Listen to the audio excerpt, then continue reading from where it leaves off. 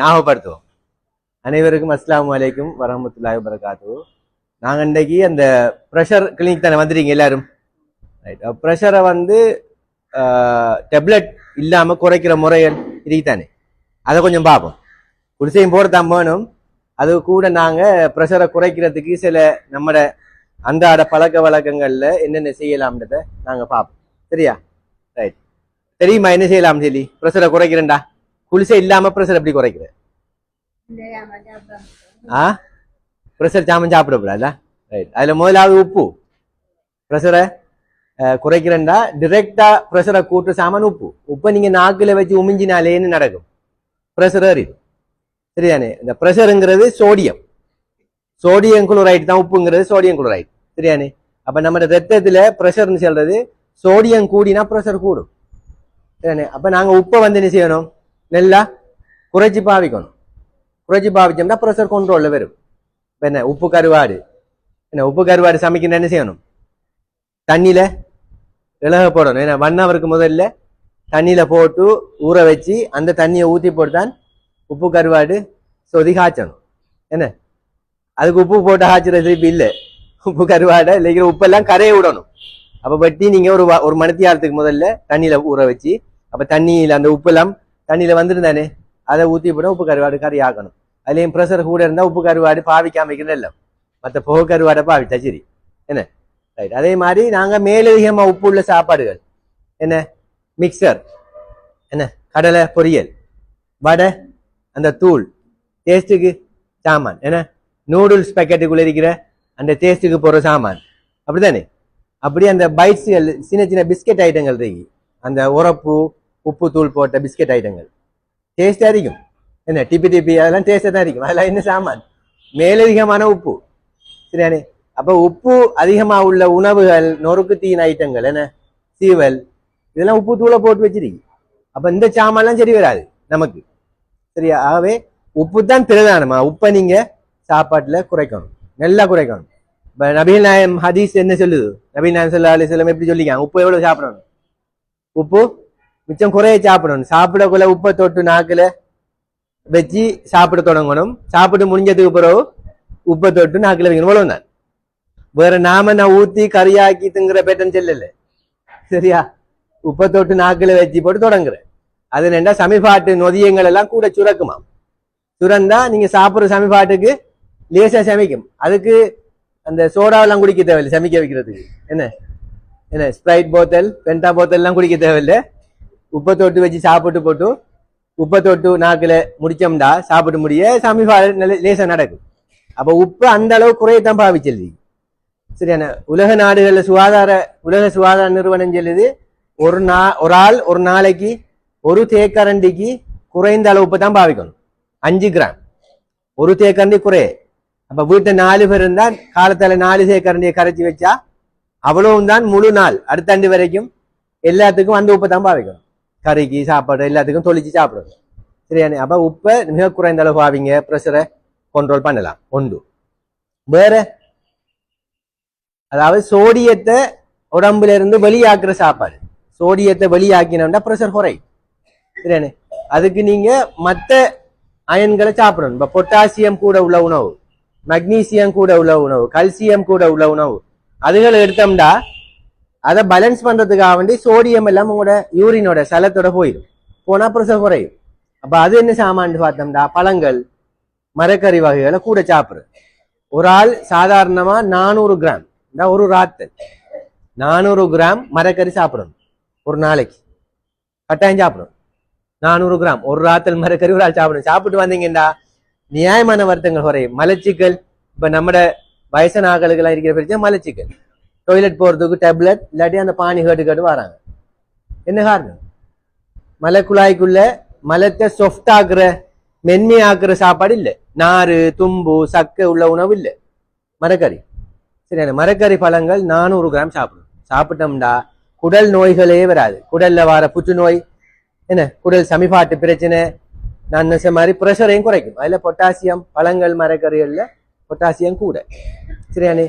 அதே மாதிரி மக்னீசியம், இந்த நாட்டு மரக்கறிகள், அதிகமா நாட்டு மரக்கறிகளை சாப்பிடணும். நிலத்துல அந்த மண்ணில் இருக்கிற தாது பொருட்களை நல்லா உறிஞ்சி வளர்ந்து வார மரக்கறி. இப்போ அசேதன பசலை போடுறோம் தானே என்ன, அசேதன பசல்னா நம்ம யூரியா அதுகள் போடுவோம் தானே, அப்படி போட்டு வளர்க்க டக்குன்னு வரும். அப்ப அந்த இலையில அந்த பழங்கள்ல நான் சொல்ற மாதிரி மண்ணில் இருக்கிற சத்துக்கள்லாம் உறிஞ்சி வாரத்துக்கு நேரம் கிடையாது. குயிக்கா வந்துடும், குயிக்கா பழமும் வந்துடும், குயிக்கா இலையும் வந்துடும் என்ன.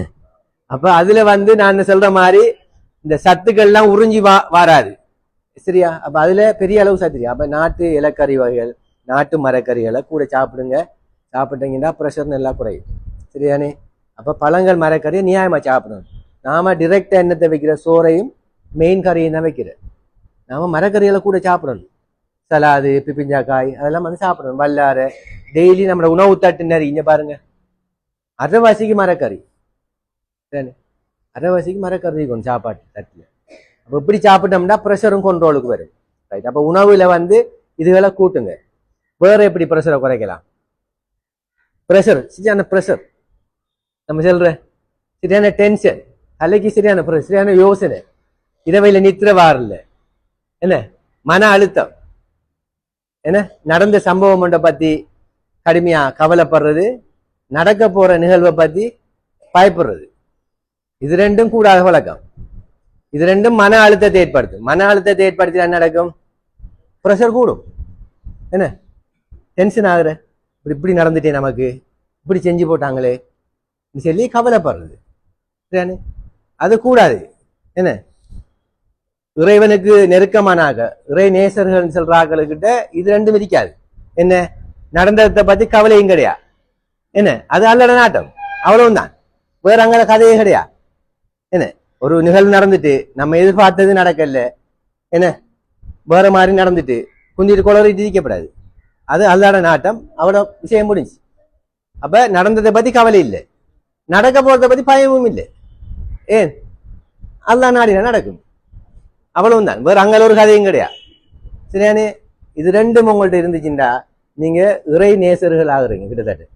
ஏன்னா கடும் நம்பிக்கை, நீங்க தொழுகை, நோம்பு, ஹஜ்ஜு, சக்காத் என்ன செஞ்சாலும் இறை நம்பிக்கை தான், அதான் முதலாவது.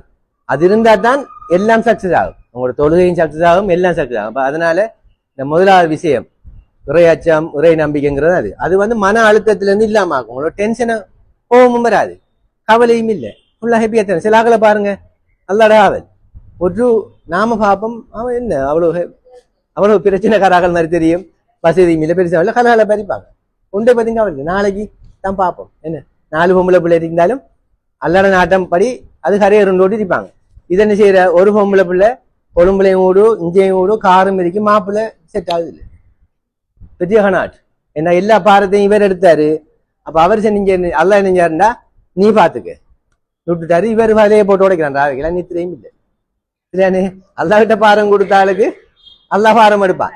நான் எல்லாத்தையும் கரையேற்றுறேன் சொல்லி 8 பொம்பளை பிள்ளையும் கரையேற்றினான் அண்ணன். என்ன 8 பொம்பளை பிள்ளை இருந்தார்கள் பழைய அண்ணத்துல என்னன்னு சொல்ற, அல்லா இருக்கான்னு சொல்ற எல்லாத்துக்கும். சின்ன உடனே அல்லாத பாரம் எடுத்து.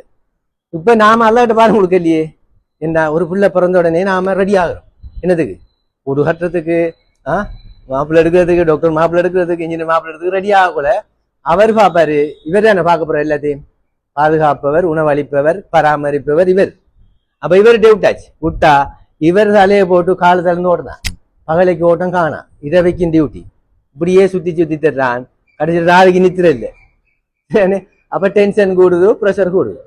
ஆகவே நாங்க இந்த விஷயத்தை நீங்க நம்முடைய அன்றாட வாழ்க்கையில் எடுத்தோம்னா டென்ஷன் வராது. டென்ஷன் பிரதான காரணம் ப்ரெஷர் கூடுறது சரியானே. அப்ப அதுக்கு என்ன செய்யணும், மற்ற பக்கம் மகிழ்ச்சியான சூழலை ஏற்படுத்தணும். நம்ம மகிழ்ச்சியா வாழணும்.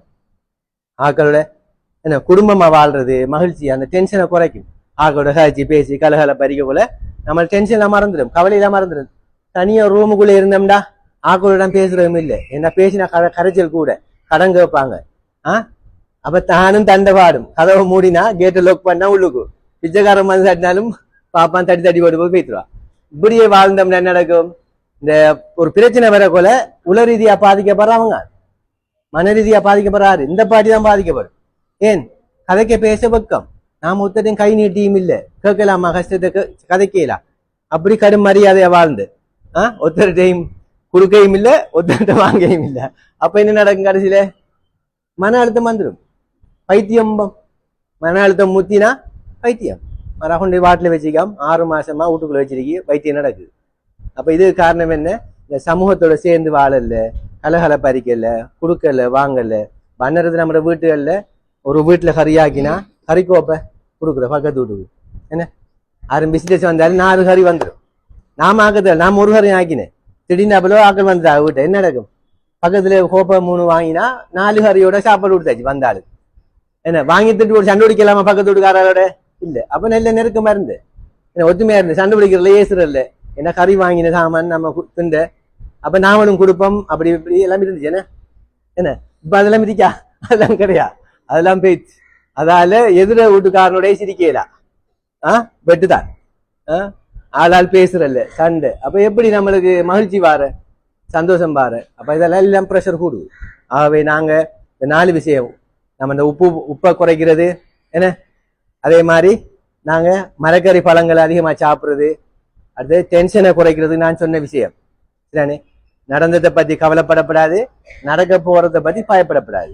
இதை நம்ம லைஃப்ல இருக்கணும். மற்றது குடும்பமா வாழ்றது, தனி மனிதனா வாழாமக்கு குடும்பமா வாழணும். குடும்பங்களோட ஒன்று கூடுறது, வெள்ளிக்கிழமையில ஃபேமிலி ஒண்டா செய்யறது, ஒண்டா சாப்பிடுறது, கழிச்சு கலகலை பண்ணிருக்கிறது எல்லாம் கொஞ்சம் மறந்துடும் ஏன்னா.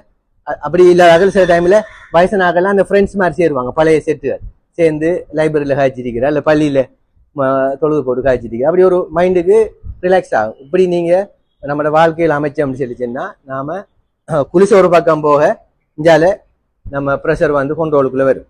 அப்ப நாங்க எல்லாரும் அதை நம்ம அன்றாட வாழ்க்கையில கடைபிடிக்கொண்டு கேட்டு இந்த செயற்பாடுகளை நீங்க வாழ்க்கையில கட்டாய நடைமுறைப்படுத்தணும். மற்ற ஆக்களுக்கும் இந்த ஆலோசனையில கதைக்கணும். மன அழுத்தத்துக்கு இன்னொரு மருந்துன்னா மற்ற ஆக்களோட மறந்துறது கதைக்கிறது, நம்மளோட பிரச்சனைகளை கதைக்கிறது, ஆக்களோட கதைக்கிறது, அது முக்கியம். அது ஒரு முகப்பத் என்ன, கதை பேச்சு கதைக்கணும். கதைக்கிறதால நம்மளுக்கு இடையில அந்த உறவுகளும் அதிகரி. ஆகவே அதை நாங்கள் கடைபிடித்து ஒரு ப்ரெஷர் குறைந்த சமூகமா நாங்க எங்களோட சாய்ந்த மருது மாளிகை காடை கட்டி எழுப்பணும்னு கேட்டு அதால வார உபாதைகள்லாம் தெரியும் உங்களுக்கு என்ன, பாரிசவாதம் பாருது, ஹார்ட் வருத்தம் பாருது, கிட்னி பழுதாகிறது, இப்படி எல்லாம் பிரச்சனை எழுதி அந்த உபாதைகள் வராமல் எங்களை பாதுகாக்கணும்னு கேட்டு விடைபெறுகின்றேன். நன்றி. அஸ்ஸலாமு அலைக்கும் வரஹ்மத்துல்லாஹி வபரகாத்துஹு.